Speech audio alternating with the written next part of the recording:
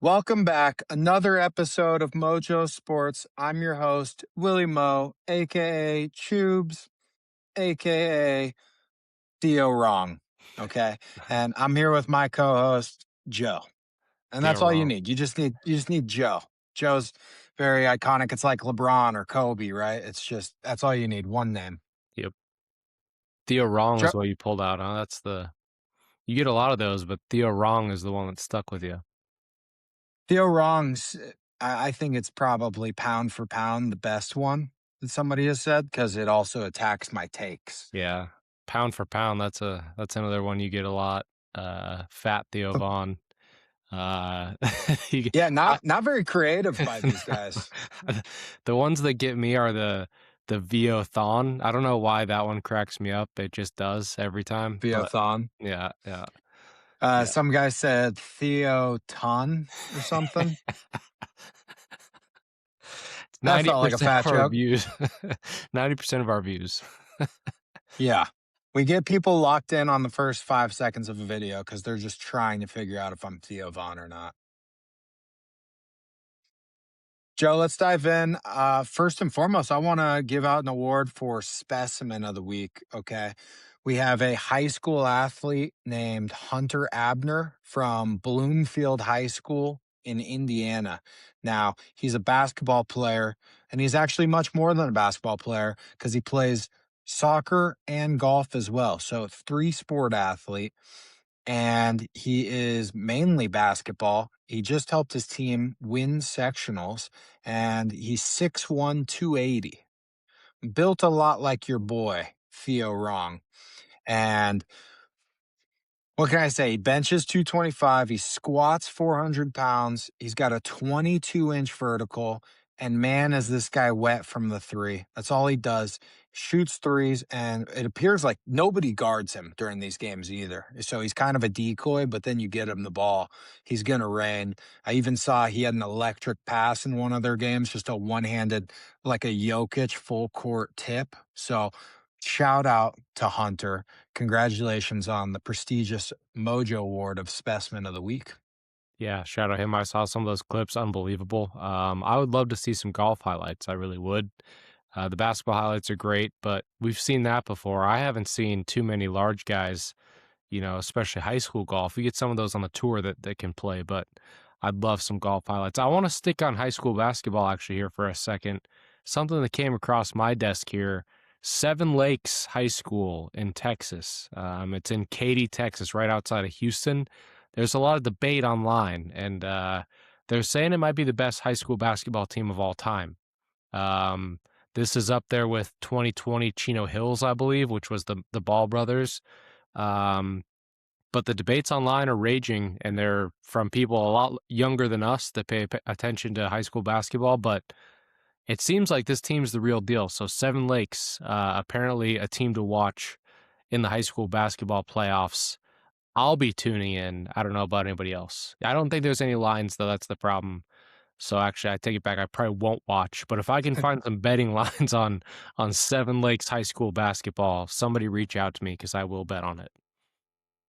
Speaking of high school basketball, you brought up Chino Hills. Do you remember the aura that they had? Yep. I mean, I was, a freshman in college when it happened, and I was getting home from the bar 2 a.m. and just putting on Chino Hills highlights. And it was just an electric time. If you weren't a part of it, then you missed it. Yep. Yeah. No, I might be misrepresenting the other team that they're comparing him to. I think it was Chino Hills. But now that I'm thinking about it, the date was like 2020. So whatever team in 2020, I'll Mm. report back. But apparently Chino Hills doesn't crack that list. I don't know. I'll do some more research on it for us. But yeah, there's some good high school basketball, and apparently this Seven Lakes team, they've got a kid with an afro, and he's like their power forward center type guy. And I watched some highlights. He's nasty. It's not quite Chino Hills because they're not pulling up from half court. That was pretty sick, but everybody's scared of Seven Lakes. Did you happen to see that girls' high school basketball viral clip that was going around in the state playoffs? This team is down, I think, five with like 5 Yeah, seconds I left. did see that. They make a layup They steal the inbounds, free layup. They steal the second inbound, free layup, and win the game. Yep. Heartbreak. How do you not call a timeout? I know. Yeah. The coach is probably just stunned on the sideline, just like, what the fuck happened? Yeah, I can't imagine it. But it's a great Yeah. time of year because we got playoff basketball, high school, we're getting into March Madness. It's a good time of year. It is a good time of year. And the UFC, they just had a big event this weekend. It was Oliveira versus Max Holloway for the BMF title. And Joe, the fights honestly weren't that great. I know you watched them this week. We got a lot of decisions. Anytime you get three decisions to end the card, usually not a great night. You'd rather have front loaded decisions. Let's get finishes at the end. And honestly, the biggest thing that came out of this event was that they finally announced the White House card. Yeah. I was curious to hear your thoughts on the White House card. I mean, for a casual fan, it's awesome. Um, it feels like they were talking about the fights kind of falling apart up until this night. Like they were working on it. A couple of fights fell out. So I wanted to hear your thoughts there. But the big thing, obviously, in the BMF belt, like for a casual fan like myself, I'm a very casual UFC fan. I'll tune in for the big ones. But this one, it's like I respect the shit out of the fight because it was a dominating win. Like it was just there was nothing Holloway could do the whole night. But God, is it a little boring? Is it a little boring Yeah. just to watch a guy lay on top of him? And I respect it because I know, through you and some of our friends how technically like sound he was to just dominate that fight like that. But fuck, man, I want to see some guys get punched in the face, when you tune in. And Holloway delivers that pretty much every fight, but this one there was just nothing he could do. I didn't love the fight either, to be honest. Oliveira usually keeps it pretty entertaining. And this one, he was just had the back so often, kind of going for the sub and just couldn't get it. So credit to Max. Believe it or not, they gave Max a black belt after the fight. They said, "Oh, we've promoted you just for not getting choked out by Oliveira. That's enough." So there's something to be said about that. But I don't think jujitsu is a spectator sport by any means. So I thought it was boring. Yeah, okay. That makes me And feel a little better. also, can we put in a rule that the you can't win the BMF title via decision? Right.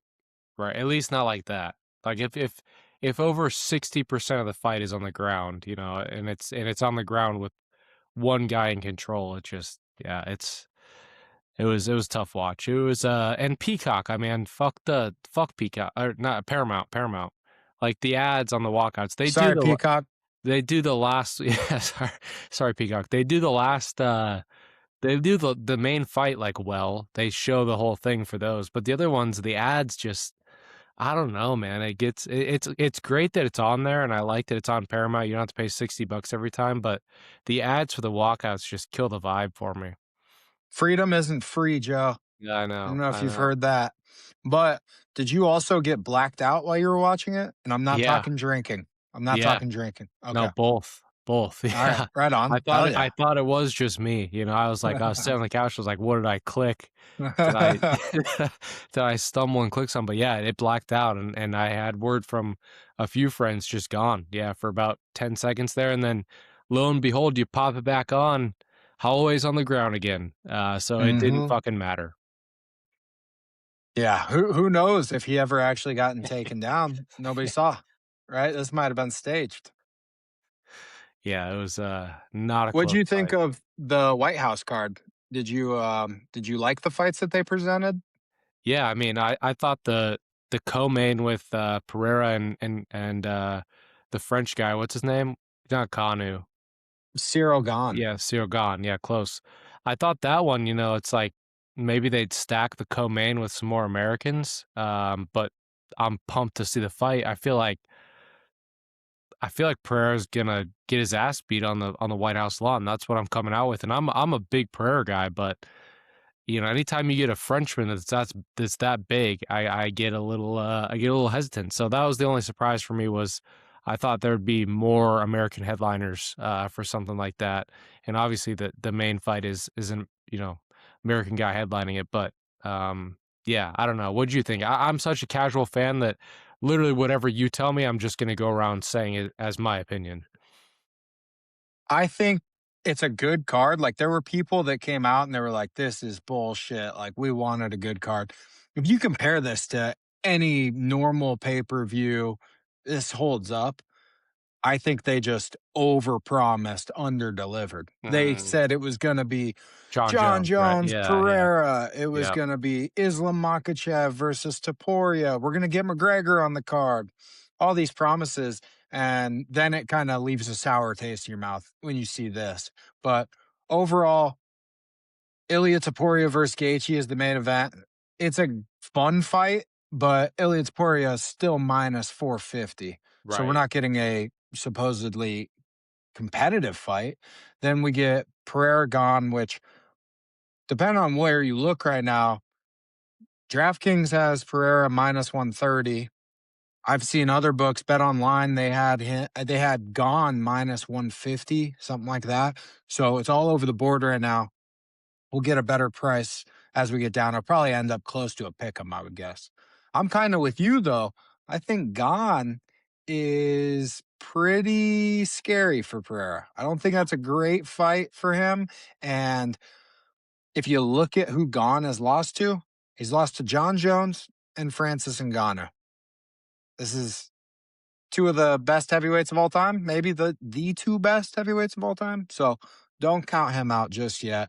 Pereira going for his third belt, which was never been nuts, done, and that's right. pretty nuts. But other than that, we get Diego Lopez, Steve Garcia. That's a scrappy fight between a couple Latin Americans. Excited for that one. We also get Michael Chandler on the card. He's going to get his ass kicked by Mauricio Hufi.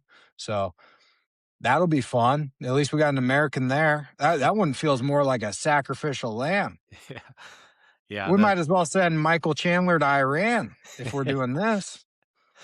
yeah, it's, the reactions were surpri to me, it's like, as long as there's a fight, I don't really give a fuck because the spectacle is gonna be great, so it didn't quite matter to me. I was gonna tune in no matter what, but, the only other thing I had from this fight on Saturday was, Puka, and Puka behind Holloway in his corner. Um, Thought that was electric. You could see him the whole time. It was pretty fun, and then it just slowly died. His enthusiasm. He kept it up though. I'll give him credit. Even through the fifth round, he was still hyped for his boy. But I was kind of hoping for a Holloway win just to see what Puka might have jumped in the ring, like based on how jacked up he was. So that was fun to little crossover NFL UFC. Is Puka a Mormon? No, I don't think so. Okay, just a BYU guy. Because Yeah. next question, follow up was going to be: do you think he was under the influence? Maybe. Yeah. He definitely needs a haircut. He That's seemed for sure. pretty jazzed up He that was night. jazzed up. Yeah. Yeah. Yeah. He might have taken part in some of the Vegas extracurriculars. Which I'm all for it. I'm all for it. Don't get me wrong. That seems like a guy I would hang with. I just didn't know if he was allowed to. Yeah. I don't know. He's I don't. also been on a hell of a run too. I don't know if you've seen dating wise. I Yeah. mean, he's just going for it. He even shot at Megan Fox today. Yeah. No, he's not focused on football for the offseason, and credit to him because he had the season to back it up, so he can do whatever he wants. I think we need more receivers out there in the dating pool, just doing whatever they want because that's what he's doing. I've heard people say they think he's going to be the next Antonio Brown. I like that. I like that. Yeah. I hope not. Hopefully minus the CTE, but Yeah, the entertainment factor for Antonio Brown's it's good. all time. Well, Joe, let's move to college football because I did get some news, not much. First off, we have the president looking into the sport right now as we speak. He wants to make college football great again. So, despite him possibly being a war, depends who you ask. Is it a war? Possibly. Is it not? Who knows? All right. If you ask him, it's not a war. So, during the week, he took time to come talk to with his committee, and they came and talked to some college football heads. Oddly enough, they didn't have any student athlete representation. This No, you seems like can't. you're doing it for the No. student athletes. Why No, would it you? was well, they had all the student athletes agents there. Yeah. All the agents went, which was weird to me because I feel like Trump's trying to get out of the NIL era. And yeah, I don't know why you would need agents there in that case. No, it's the perfect setup. I mean, we're like you said, in international conflict, and we're focused on college football and zero representation from the actual college football players. So if I drew it up on paper, I don't think I could draw it up any better for the most entertaining outcome. It's perfect. But yeah, Is G- it seems like he has bigger fish to fry than college football dynamics. But to see Nick Saban there, with a White House seal, made me wonder. We got an election 2028. Why not? Why not him? I know the commissioner college football talk's been out there, but president, I'd support it. Imagine the USA becomes the Alabama dynasty of the world. Why? Yeah, it's people are wondering. He did it Well-oiled there. He could machine. do it. Yeah, no, standards would go up. Yeah, and I don't know. I think Trump mainly just wants to make sure that we don't get the NFL kicking rule. I think that's probably a big part of this because he is a known hater of the new kickoff rule. Oh, see, I thought he liked it. I thought he came out as like, "Oh, I like this rule." He hates it. Okay. He hates it. He's like, "This isn't football that I grew up watching. I Mm, the kickoff used to mean something. These guys would start 30 yards apart and run at each other. That's football. I Now have we're some soft and woke." I have some apologies to issue in our comment section then, because I took the opposite Mm, stance, and yeah. Okay, well, it's not yeah. the first time. I'll have to New apologize kickoff this week. rule is woke. Yeah, yeah, okay.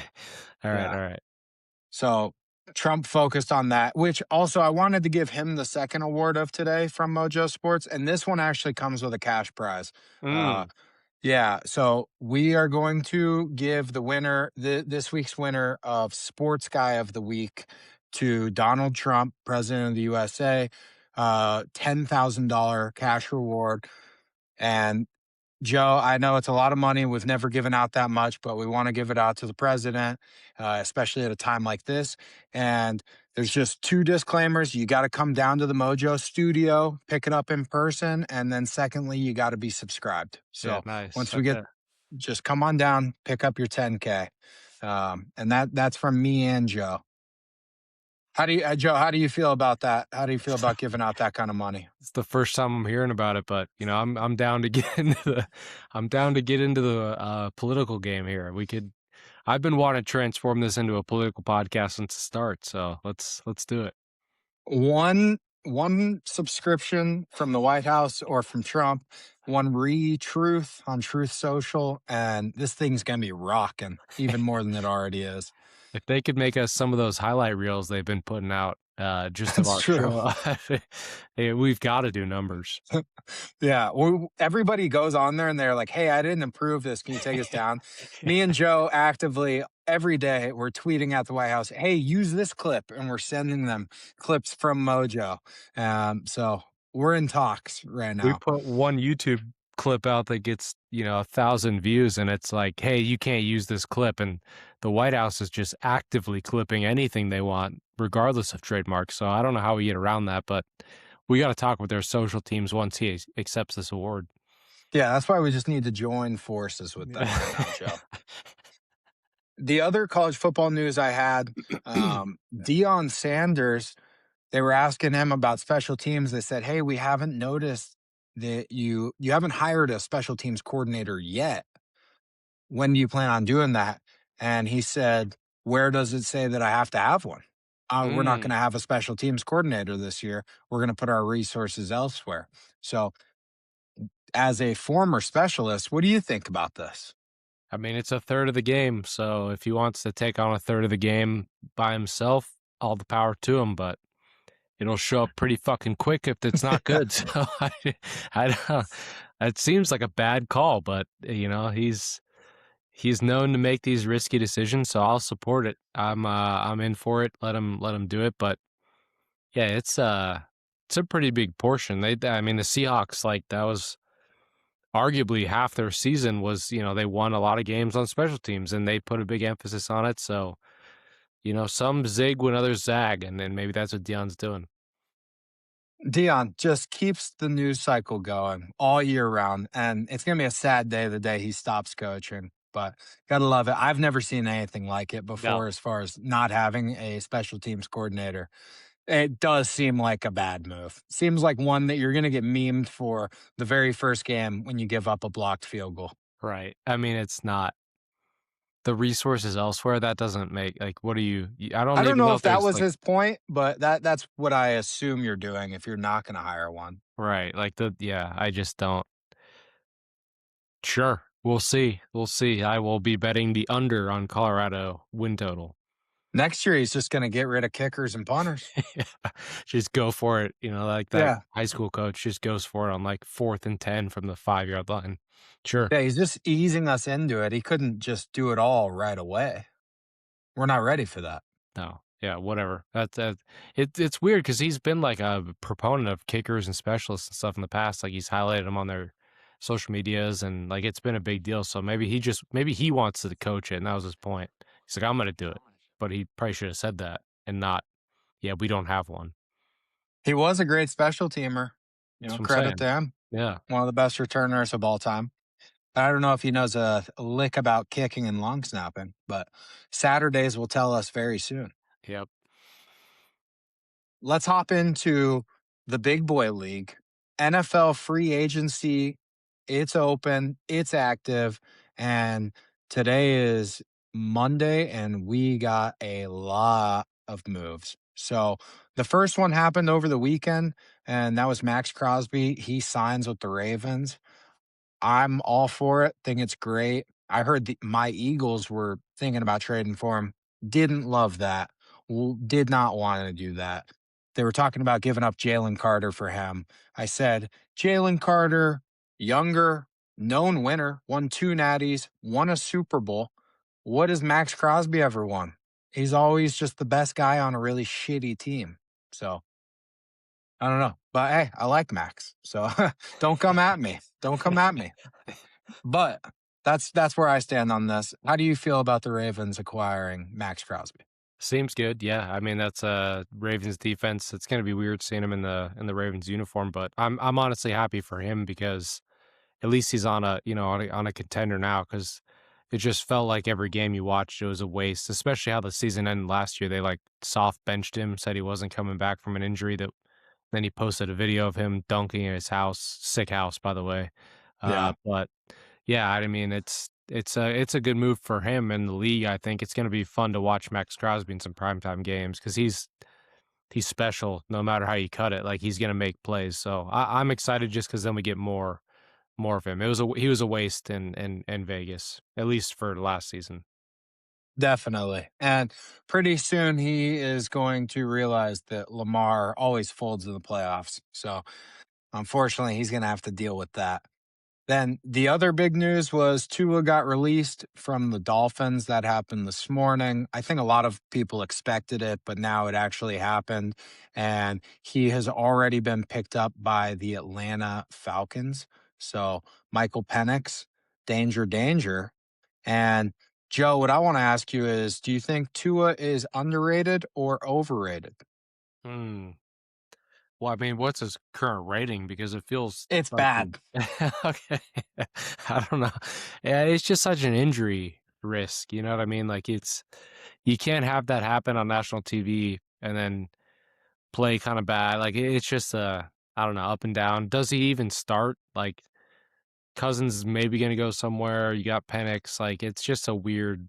The Falcons to me are just purgatory. Like, they're good. They should be really good. Last year there was a little bit of a 5-week window and we're like, hey, here come the Falcons, and then all of a sudden it died off. Like, does Tua make the difference there? I don't quite think so. I think we're gonna get the same type thing. So I just don't really care, to be honest with you. I'm just excited to not have to see Tua play for the Dolphins anymore, because I think the Dolphins are a fun team. At least they were. now they've kind of lost all their pieces, you know? It feels like they're kind of restarting. So I this is like who gives a fuck to me? You know, he's going from the Dolphins to Atlanta. It's not gonna it doesn't change either team in my head. See, Darnold screwed everything up for me because Darnold now has made me believe that people can get better or they can just go True. into a system that's better for them. They It's need a true. reset. And I think Darnold is probably helping a lot of these guys get second chances now. Tua to me feels like one of those where I'm thinking, how much lower can he go? It seems like everybody hates him anyways, and I would buy low. I'm not a big money guy. I don't really understand caps and contract structuring, things like that. So to me, it's more about would I buy stock in this player or not? Right now, I'm one of the few that would buy stock into it. That's fair. Yeah, $100 million is the number that he's getting paid over the next 2 years, I believe, from the Dolphins. They're willing to give up dead space, and what that means, I don't quite understand, but essentially, from how I take it, is that they're willing to just piss away $50 million a year to not have him on his team. So that's about as low of a stock as you can have Yeah. as a player. But I mean, to Mike McDaniel's like that seemed like a pretty damn good situation for Tua.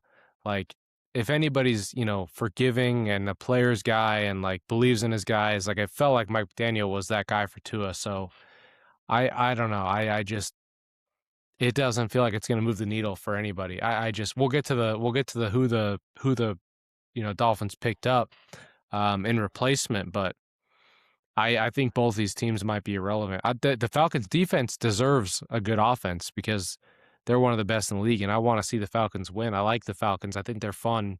I think it's a good NFL franchise to have. Their owner's sick. He's you know always walking around with cool suits and stuff. So I just feel like I just this is a weird move to me, especially with the Kirk Cousins and the Penix, like how that deal whole you know you picked up a guy when you had a guy. You're paying Kirk Cousins a fuckload of money. Does Atlanta now have to pay Tua some of this money? I don't really get all how that works, but feels irrelevant. I feel like both these teams are going to be irrelevant come playoffs next year. I realized why they picked up Tua, though. He's left-handed. Michael Penix, Left left-handed. hand, yeah, They're building a left-handed quarterback backfield, makes play calling all that much easier. yeah, You imagine Kirk Cousin goes in and you're having him roll out the wrong way? Now we just standardize it all. Kinda genius. yeah. I would say the most fun move of the day was Kenneth Walker. We finally figured out where he's going to sign, and he is headed to the Kansas City Chiefs. So he wins the Super Bowl MVP, and now he's headed to a team that people say can win the Super Bowl virtually any year that they want because they have Patrick Mahomes. So I think he went to a really good spot. I will say he feels more like a Kareem Hunt, prime Kareem Hunt than he does a Jamal Charles because Jamal Charles was a next tier running back to me. Kenneth Walker, very popular right now, but now I think the hype's going overboard. Yeah, fun. I'll just grade that one fun because it'll be exciting to see him. But yeah, the question is Patrick Mahomes. Does he come back? When does he come back? You know, the injury, we'll see. But that's nothing really else matters. And Patrick Mahomes didn't look like he was, you know, himself last year. So that's the question mark. The running back position is irrelevant in my head in Kansas City. Yeah. Then we'll go back to the Dolphins. They replaced Tua with Malik Willis, and Malik Willis broke out this past year having to back up Jordan Love, comes onto the scene, wins some games for him, and he earned himself a bag. I think this is a good move for the Dolphins because you're not fully committing to a quarterback at this point. And if he ends up sucking, they're definitely going to draft a QB. So I don't hate this move, and I do like Malik Willis. Yeah. My favorite part of this one was just when he was getting signed, it's like welcome to South Beach, and then everybody's just posting map pictures of how far South Beach is from Hard Rock Stadium. Like people are just so petty online. It's fucking hilarious. It's like, oh, it's a 45-minute drive from South. You don't play in South Beach. I'm like, that's what I took away from this news. That was the best, yeah. Yeah, who gives a fuck? I don't know geography at all because I grew up in the Southwest where everything's huge and you don't really have to worry about it. Yep. Other news, I think you'll like this one. Mike Evans headed to the 49ers. That's a really big one. And honestly, surprised to see Mike Evans leave. I thought he would just end up being one of those guys that stays with one team his whole career. Yeah. Only thing I'm worried about here is the transformer, the electricity transformer. Mike Evans had some injuries. Now he's going to San Francisco where they've had some injury problems with electricity and their facility being next to, a lot of wattage. So that's the only thing to watch out here, but that's a fun addition for the 49ers, and the question is, can he stay healthy? That's the only question. I think he's got one injury left, to be honest. Yeah. Yeah. It doesn't feel like he's got a lot, and especially if it's a big one. Yeah, I agree with that. But the 49ers, it's the same story every year. They're injuries, if they can stay healthy, they're dominant. So they're the only team that pushed the Seahawks this year, to even and the Rams, I guess. But 49ers and the Rams were up there for in that Seahawks division. So I feel like if he can stay healthy, the 49ers will be nasty, and I'm excited to see him. It's gonna these jersey combos are always weird though. All these new guys and new edits I always see on Twitter as soon as they get signed to the team. It's just kind of weird. You're not used to seeing it. And Mike Evans is definitely one of those guys. And a 49ers uniform, it's gonna be weird.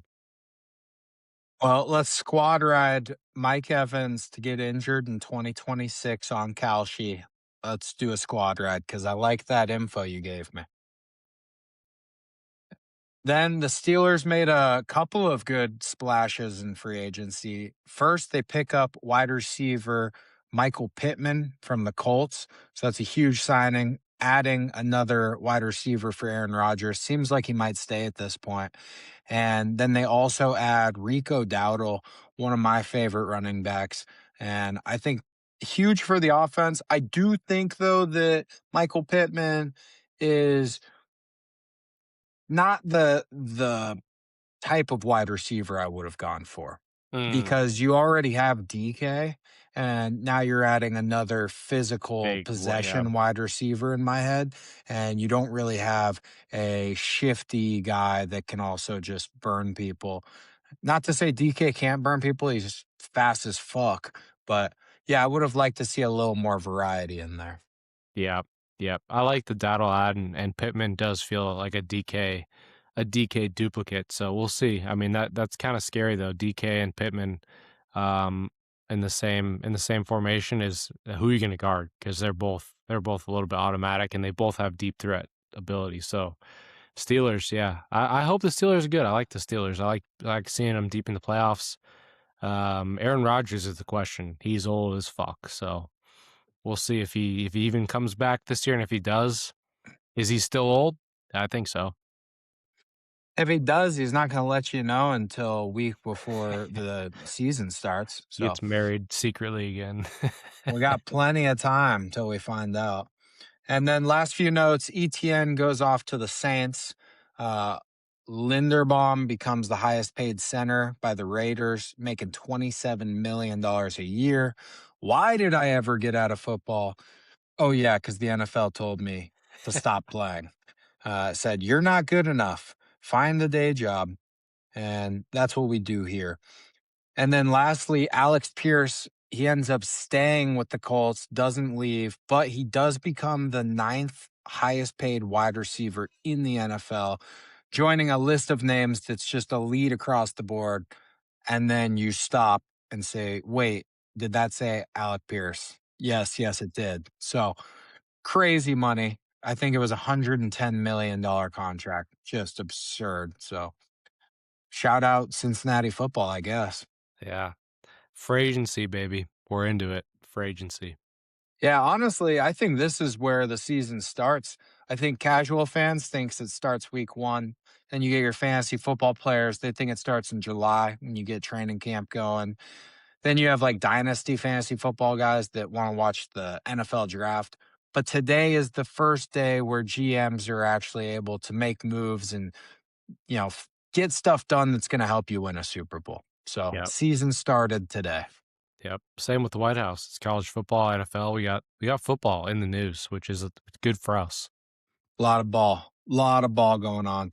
And speaking of ball, March Madness is coming up, our favorite time of year. And we already have some conference tournaments underway. And on top of that, we are now going to get our Power Five, including the Big East. They'll all be coming up this week. And Joe, I just want to start off March Madness.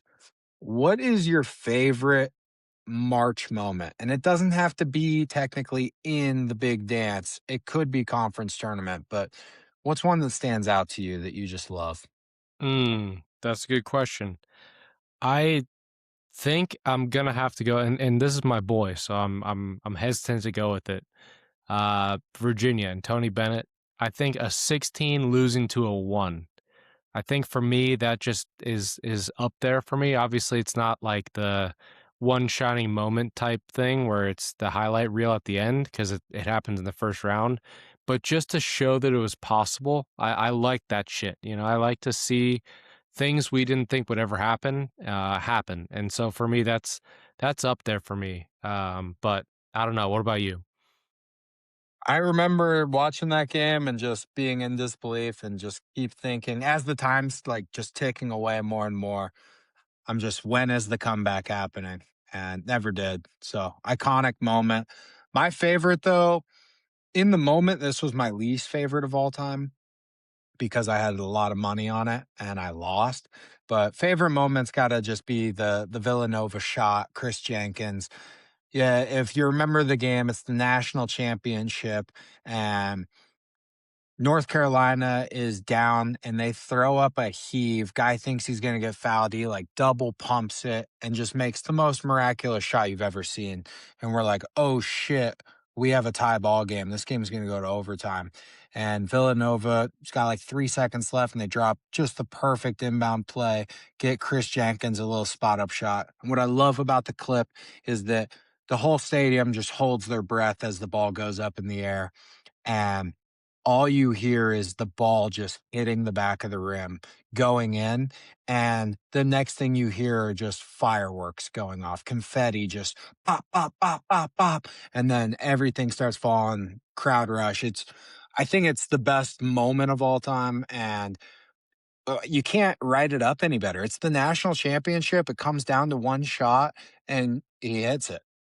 Yeah. Yeah, the buzzer beaters are always that's a bet I always tune into as well. But especially when you get in a natty, that's probably my number 2 moment. And we're probably just so chalky right now, like these lists. If you look up a list, I guarantee those are 1-2, 2-1. Like they're about the same. But yeah, I feel like I just want some Cinderellas this year. That's the moments I want. I want to see a team that has no business anywhere near the Sweet 16, the Elite 8, just make it. That's what I tune in for every year. And if we get the chalky ones all the way, it's fun. Don't get me wrong, I still like it, but I love the random bullshit we get from a school that's in the middle of, wherever, Ohio, Indiana, the East Coast somewhere, just taking down a Duke or a Virginia or something like that. That's what I want coming up in March. I love a hectic first weekend. And then I like to watch the really good teams play each Mm, other at the end. hmm So we get a mix. But what was it? 3 years ago, we had FAU made their run, and San Diego State was a 4 seed that year, and that was a crazy one. That was also the same tournament where Fairleigh Dickinson, 16 seed, beat Purdue. Might have even won another game after that. If not, it was really close. But yeah, that was a fun tournament. Yeah, no, I'm excited. I'm excited. We're right around the corner. Champ week, baby. Well, let's dive into some of this. We're going to do conference previews. So we'll go through each conference. And before we get to that, I just got to say, Joe, we got to talk about Miami of Ohio because they just completed a perfect season, 31-0, I believe. And That's rare territory. Not many teams get there. It's tough to be perfect that whole time. And I think the most jarring thing of this all is that they are not even favored to win the MAC tournament. Yep. Right now, Akron is even odds to win the tournament, and we have Miami of Ohio sitting at plus 190. They have not lost a game yet this season. Joe, if that doesn't stink to high heaven to you, if that doesn't sound off the alarms, I don't know what to tell you. You've learned nothing. Yep. Yep. Yeah, no, I sent you a bet earlier. I put my conference championship parlay in. We'll get to it, but Miami of Ohio is in there because what the fuck? Like, how are you gonna how are you gonna go undefeated and not be the favorite? The plus 190. It's God, it's gonna lose. I just know it's gonna lose. It's not a winning bet, but I'm gonna take it. Like that's you can't put that in front of me. And I've watched maybe 3 weekends of college basketball at this point. This is right around when I become an expert, right when I start to dial it in and just pretend like I know everything. And this is one of them. Like, why are they plus 190? Why are they not the favorite? You've got other conference championship, favorites that are -4 something, I'm pretty sure I saw, for some of these other conferences for them to win. I can't wrap my head around it. I know I'm going to lose money on it, and Duke is -350. Yeah, Okay, they're -350. They got to they play are. some pretty good teams along the way. The ACC is not a joke. The MAC is arguably a joke. They went 31-0. They're talking about the team not getting into the tournament with 29 wins. And now we're going to put them at a plus 190. I don't get it. I will be betting it heavily. I don't, did they lose a guy to injury? Am I missing something? Am I an idiot? Like, Yeah. but whatever. It's fine. I'm putting it in right now as we speak.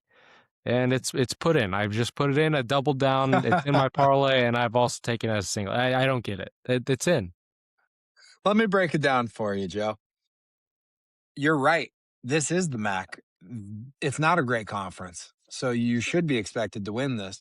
Problem is, Ken Palm has Akron 30 spots ahead of Fuck Miami Ken of Palm, Ohio. dude. Fuck Ken So Palm. rating wise, and then strength of schedule, they have the 272nd strength of schedule in the nation. Who So cares? they're playing easy games, and Undefeated.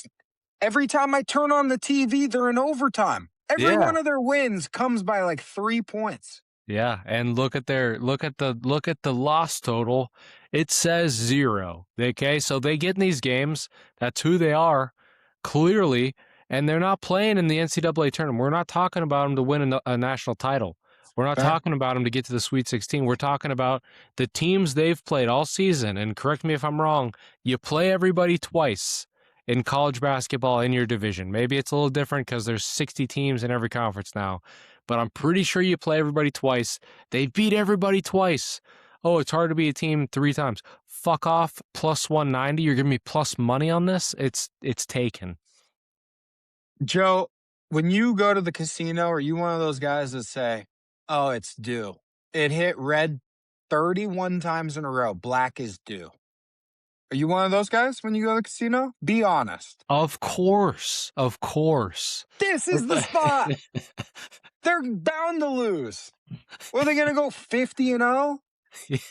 No, but they might go 34-0 or whatever. How many games they got to win the MAC championship? It's the MAC. We're not talking about the conference. We're not talking about the NCAA tournament yet. We're talking about the conference they've gone undefeated in. Undefeated. Not just one time, they beat them twice. Undefeated. And this weekend, I brought it up last week. I said, hey, they have one game left for a perfect season. They're minus 400 to win. Minus 400 to win that game. Guess what? They won in overtime by 2 points. It was as sweaty as sweat gets for minus 400. So I'm fading them. I'm going to trust the books here. Called me the bad guy. And guess what? They might not even get into the tournament. That's just the way the cookie crumbles. That's the way it goes. People aren't going to like that, but they might not make the tournament being undefeated. And this is why some of those little conferences, they make their bracket to where if you do this in the regular season, you get rewarded. The Sun Belt Conference, they have 2 teams already in the semifinals. That's how you reward teams. And let it be a message to these small conferences. When you do that, you are now ensuring that you are going to have a good product represent you in the tournament. If you have an undefeated team and they don't even make the tournament, you're going to feel pretty dumb for making them play 4 tournament games, however many they're going to have. If they don't make the tournament, I am trying to find out where the MAC headquarters is, but I I might take some time off work and show up. It won't even be the MAC, I guess. It'd be the NCAA. I know where that one is. It's in Indy, so You could tell uh them to fix their bracket at least. You could yeah. say, hey, if you go undefeated, you should just automatically be in the championship of the tournament. That's if they don't get in. I mean, their win streak on ESPN, it says W31. I don't know if you've looked, but they've played 31 games. Sometimes it's just you don't think about it. Okay, you don't think about it. You just put the bet in. It was like Indiana for football this year. You don't think about it. You just put it in because they're that much better. Is Miami of Ohio that much better? Maybe fucking not. But they've won 31 times in a row. There's something to that. Okay, so I'm gonna bet it. I'm gonna bet it, and I can't. I mean, what do you want me to do? What do you want me to do? It's plus Uh, money. If this was do it. minus money, I'm not gonna even think about it. It's like, oh yeah, they're minus 300. Makes sense. But I This is a saw that classic, today. I classic almost Mo versus Joe. yeah, yep. Let's have it out. We College do have a basketball. Miami of Ohio fan that listens to the show as well. We do Well, have one. So they're good, going to be very mad at me. good. Yeah, they should be because they're fucking 31-0. They haven't lost yet. I haven't watched an ounce of their basketball season, but all I know is every time I check the score taker, it says W. So I expect 3 or 4 more, however many they got to do. They play UMass on Thursday. That'll start this all off. If they don't get in the tournament, that might be the most mad I've ever been at the NCAA, and I've been mad at the NCAA before, but that would be egregious. I'm just saying, I think it's possible. I don't think they'll do it. I think they understand how much backlash they'll get. And, but it is possible. And I do think that they lose this tournament. But we'll find out. We'll see. I'm going to become a big old Akron fan this week. I'll tell you that much. Akron's going to lose before the even conference championship. How about that? They'll play some random team. It won't even fucking matter. That's what's going to happen.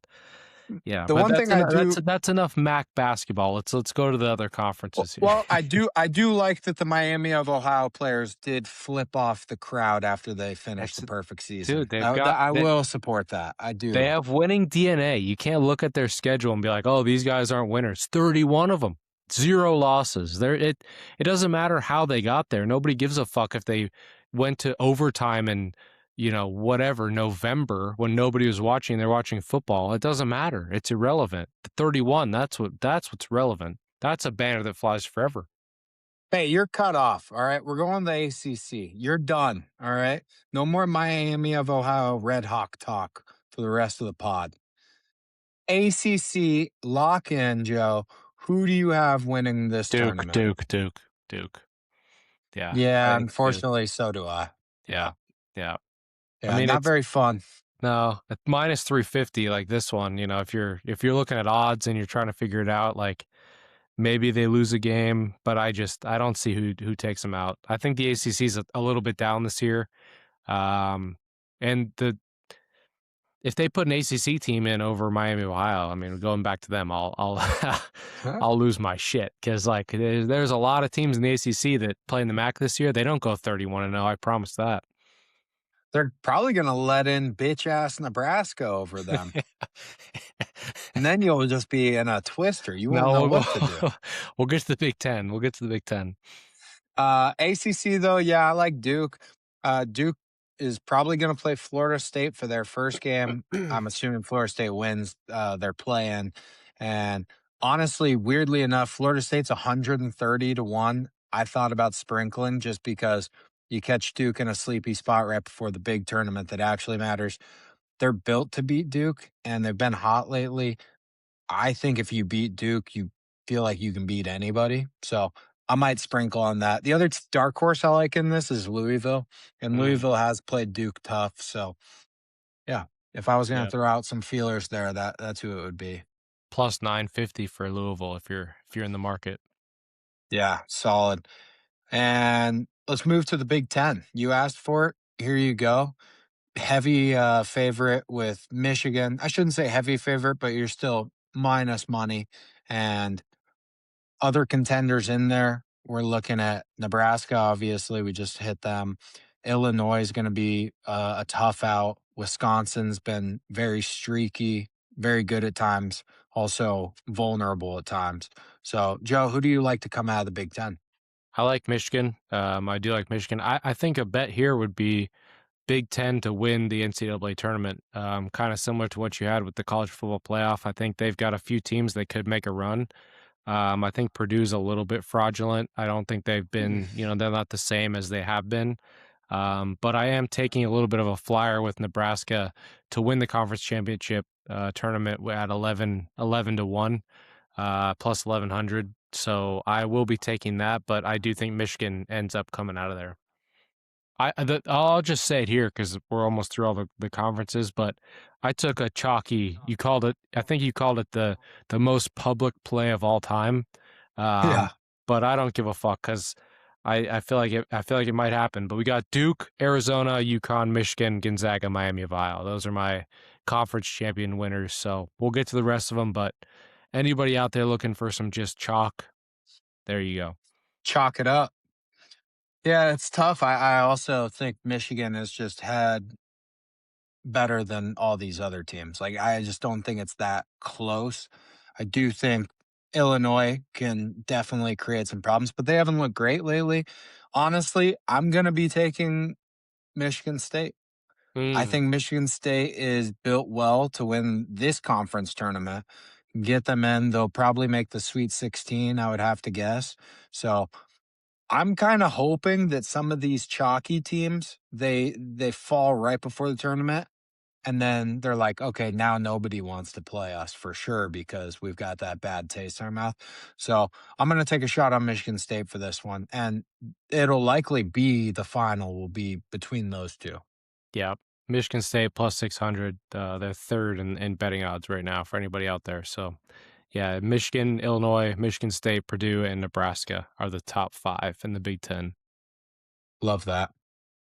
After that, let's head to the Big 12, probably my favorite basketball conference right now. And this one's tough for me to not go Arizona.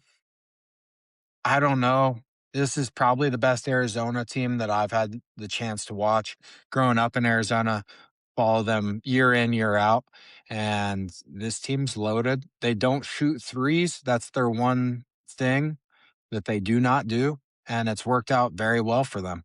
So somebody could get hot. Somebody could get them in trouble and force them to start shooting threes. But the way that they've been playing against the Big 12 teams, I don't see it happening. But once again, I want to fade these conference champs. I want to put in some plus money bets. Yeah, well, I've got one for you, Miami of Ohio. But yeah, I agree. I mean, I think the Big 12 is probably the most fun. It's the most open. It's the closest odds in terms of winner. You've got Houston right on the heels. I don't think Houston is the same as they have been. I think they're good, but I don't think they're Arizona good this year. But I do think Arizona comes out of here, and that's who I've taken as well. But I think the most fraudulent team in the Big 12 is Iowa State. I mean, I've gotten burned from Iowa State 15 different times this year, and it seems like they just don't know what's up and down some games. But I've seen one seed for them talked about still. I don't know if those bracketologists are right here, but I am fading Iowa State. I'll probably take them to lose in either the second round or Sweet 16 because I think they get taken out by some random team that's been good in their conference this year. But yeah, Kansas is the other one. I think Kansas. It just depends on if Peterson plays. Like if what if he just flips it on? Like what if he's just been waiting for this and he's like, oh, I'm gonna load manage my way through the season, and then all of a sudden it's like, holy shit, that's the number one pick in the draft.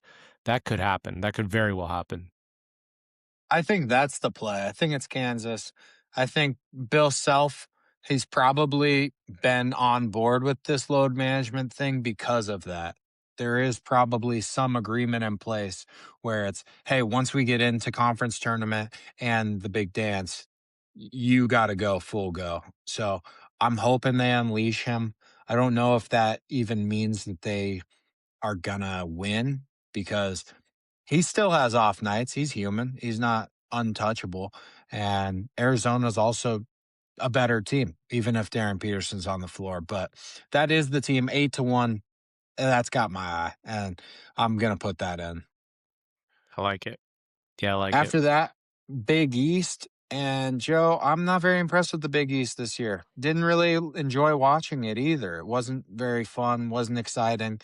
And I really think there's only two teams worth paying attention to in the Big East, and that's going to be St. John's and UConn. And I loved St. John's last year going into the tournament. Honestly, they were kind of like Arizona. They didn't shoot threes last year. I think they kind of look like shit this year. I'm gonna be honest. Even Yep. though they're the one seed in the Big East, I don't really care. I'm gonna ride with UConn on this one, and that's probably a very public play.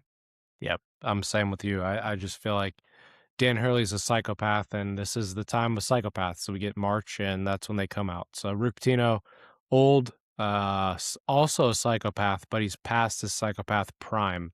So you watch Dan Hurley, he's right in that prime, right in it, getting ejected in games that probably don't matter. I'm all in. I like UConn here too. Gun to your head, better coach, Patino or Hurley? Go. Patino. Yeah, I think he got cut short. He got cut short. NCAA stuff doesn't happen. Stuff they're letting guys do now, actually celebrating in the college basketball game. I think it's a different story for him. So I think you can't tell the full story of Rick Pitino without getting cut short. Maybe he did some Yeah. stuff. We don't know, but it's all right. Which some people that moved him down, the stuff he did, that moved him up in my book because I said that guy wants to win Yep. and have a good time. Yep. Lastly, we go to the SEC. You want to talk about an underwhelming conference. The SEC, I don't think is very good this year, but goddamn, they're kind of the opposite. They're very fun. Very fun to watch the SEC, in my opinion. A lot of points. We have Alabama, we have Arkansas, we have Florida. So, Joe, I'm going to take a guess and say that you want Florida. Yeah. You got Florida. I didn't put him in the parlay. I probably should have, but I just left him out because this is the one I have watched absolutely zero SEC ball. So I have no idea. And it feels like they're kind of the same story every year where it's like they've got a team that can just pour it on. But with that, you live and die by the three. So Florida is that team. They either score 150 and they win the game, or it's a 87, you know, 85 ball game, and it's too tight. And I think at Duke and Arizona, any of those type teams are going to edge them out in the tournament. But SEC wise, yeah, Florida all day. Yeah, Florida coming on at the right time. They've been scorching hot and just shooting up the rankings, likely to get a number one seed at this point. There's an Arkansas fan at my gym, and he just got into basketball this year, and he's been asking me about it. And he's like, "What do you think about this Florida Arkansas game?" And I said, "Brother, don't watch. Just enjoy your weekend. Please don't do that to yourself." And yeah, Arkansas got blown out. They've got this freshman though. I think his name's Cutliff, something like that, and absolute demon. He's one of the sickest players in the nation. So I'm rooting for Arkansas to go far so that we can see. That's one of my favorite things about March, and I get very attached to individual players, and I become fans of teams just because some guy will be so polarizing and you don't have anything going with that team as far as connection wise, but you just know I want to watch this one kid keep playing and I want to see him taking down schools. And that's this guy for me. So I'll be rooting for Arkansas. Unfortunately, I will not be wasting my money on Arkansas. And I'll probably stay away from the SEC just because Florida's minus 180 to win this whole thing. And I just don't see anybody upsetting them. But at the same time, we're talking a lot of points in these games. That does create some variance. Yeah. Yeah, no, I stayed away. But Florida, I think it's Florida. I'm with you. Do the brackets come out on Sunday? I think there's a couple conference tournament games the week after, right? It's not this Sunday. Maybe I'm wrong. Next Maybe they Sunday? do. Yeah, yeah, next Sunday. Okay. Next Well, Sunday. let's see. Selection Sunday for the basketball season will take place on Sunday, March 15th. So it Hell is yeah. this week. It is All this right. week. Let's go. So Monday's show, we are going to have brackets. Let's That's what go. that means. Yep. We're gonna Let's have go. brackets, and yeah, we'll have to do a full breakdown. Next week's going to be very college basketball heavy. So if you don't like college basketball, don't stop by, or do stop by just to hit the like button, and Yep. then we'll see you again in 2 weeks. Yeah, maybe we take that $10,000 prize money going to Trump and put it out for a bracket challenge. Bracket challenge would be lit. I would, yeah, I would join. It's just us two and we pay each other back. It's just we're us taking each other's money and then ultimately giving it to Trump. Um, but that covers everything for this week for the most part. Only other things I was going to hit on is the NBA. They've got a very big tank problem right now. So a lot of people trying to figure out how to stop that. And then the NBA also today, they came out and they said, "Hey, Atlanta Hawks, we know you wanted to run the Magic City promo for the basketball team in partnership with Magic City Strip Club, one of the most popular in the world. Great chicken wings, according to Lou Williams. And yeah, they said you can't do it. So sad day, sad Shocker. day. Strippers everywhere are just pissed right now. So stay away. And then last thing I was going to say is World Baseball Classic kicked off this week. Been some really exciting highlights. Good to see Aaron Judge hitting home runs again. Go USA, going for a hat trick coming off of the two hockey gold medals. If we get this one, well, this may be the best dynasty of all time. Yeah. Yeah, undefeated. I haven't watched a single ounce of World Baseball Classic, but once it gets closer to championship games, maybe I'll tune in. I will say the pool play is electric because there are multiple teams that have 0 MLB players Yeah, on the that's sick. teams. That is sick. And we've got guys that are teachers in high school in these different countries. There's a 35-year-old team captain for Brazil that's just been through it all, they said. And he actually scored a run against USA. So you get cool storylines. There was a kid in high school, 17-year-old kid. He had Aaron Judge, bases loaded. He turns a double play to get out of the inning. So he'll never forget that. But it's fun to watch electricians play against Bryce Harper, Mike Trout, and Aaron Judge. Absolutely electric. So, yeah, good for them. But like I said, next week, we're going to do a huge Selection Sunday college basketball breakdown. And yeah, I'm excited to get into this. And as always, the bets will be rolling. Yep. Back into it. Got some stuff to bet on. Know everybody's been itching for it, so pumped about March Madness. Put your time off in now. Get ready, get your vasectomies going, whatever you got to do. Tune in, like, subscribe. Thanks for listening. Appreciate it. Adios.